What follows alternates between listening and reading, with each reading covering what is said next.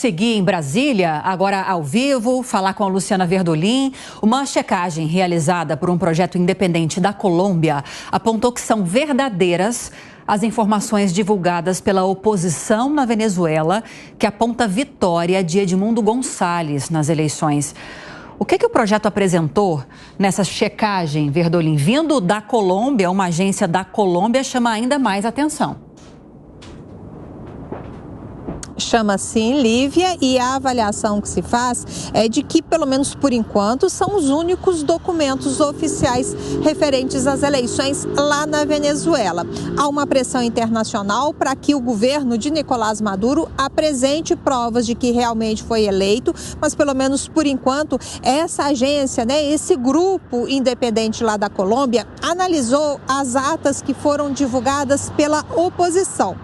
Foram cerca de 24.432 atas que foram divulgadas pela oposição, de um total de 30 mil atas de todas as sessões eleitorais lá da Venezuela. A missão eleitoral, ela estudou 21.952 atas, porque eram aquelas que estavam legíveis. Cada ata tem a assinatura do chefe da sessão, de um representante da oposição e um representante do governo, além de um código de barra, onde é possível, de um QR Code, melhor dizendo, onde é possível consultar a veracidade das informações. E foi com base nesse levantamento que o grupo verificou oficialmente, segundo a avaliação preliminar dessa missão independente, que Edmundo Gonçalves teria obtido 67,2% dos votos nessas sessões eleitorais. E levando-se em consideração que o Conselho Nacional Eleitoral apontou aí que a oposição teria tido apenas 43% dos votos válidos. Para Nicolás Maduro, seriam 30% dos votos, enquanto o Conselho Nacional Eleitoral teria apontado 52% dos votos válidos. Mais do que as outras contagens que estão sendo apresentadas, esse grupo da Colômbia faz questão de ressaltar que o diferencial é de que eles estão apresentando aí provas, estão apresentando uma checagem completa. Não foi só a apresentação das atas, mas sim uma análise dos dados que comprovariam oficialmente a vitória do opositor lá na Venezuela. Vale lembrar, que a Colômbia faz parte aí do grupo de Brasil, Colômbia e México, que estão negociando com Nicolás Maduro uma conversa com a oposição. Esse grupo, no entanto, não faz parte do governo, é um grupo independente de observadores de eleições e já trabalharam em outros países. Muito obrigada pelas informações, Luciana Verdolim. Vamos ouvir a Amanda Klein e o Cristiano Beraldo. Amanda, esse relatório, essas informações dessa agência lá da Colômbia, independente, é bom a gente destacar, elas colocam mais pressão sobre Maduro para que ele se sente com a oposição para negociar uma saída para essa situação, como querem os governos de Lula, o colombiano e também o mexicano, como tentam articular essa conclusão para essa situação na Venezuela, ou podem fazer com que Maduro endureça essa repressão à oposição, ou as duas coisas ao mesmo tempo?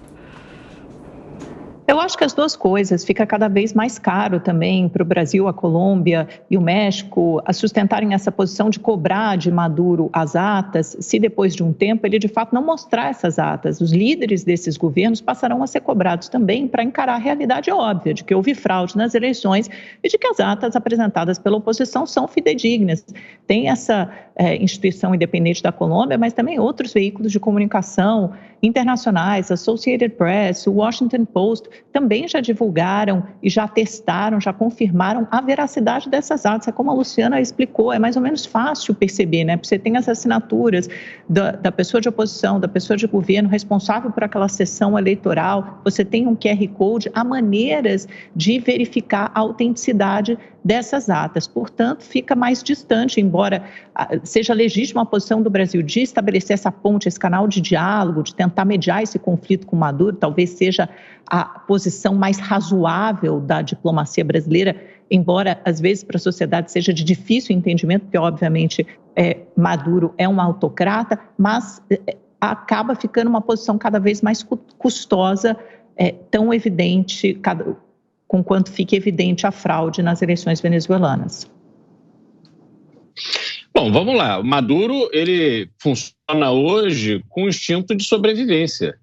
Não há dúvida, nem para ele, nem para ninguém, de que as eleições foram fraudadas. Ele perdeu as eleições. Cada vez mais a gente vê manifestações de organismos independentes que analisaram, atestaram a veracidade das atas que foram divulgadas e atestaram que Maduro perdeu as eleições.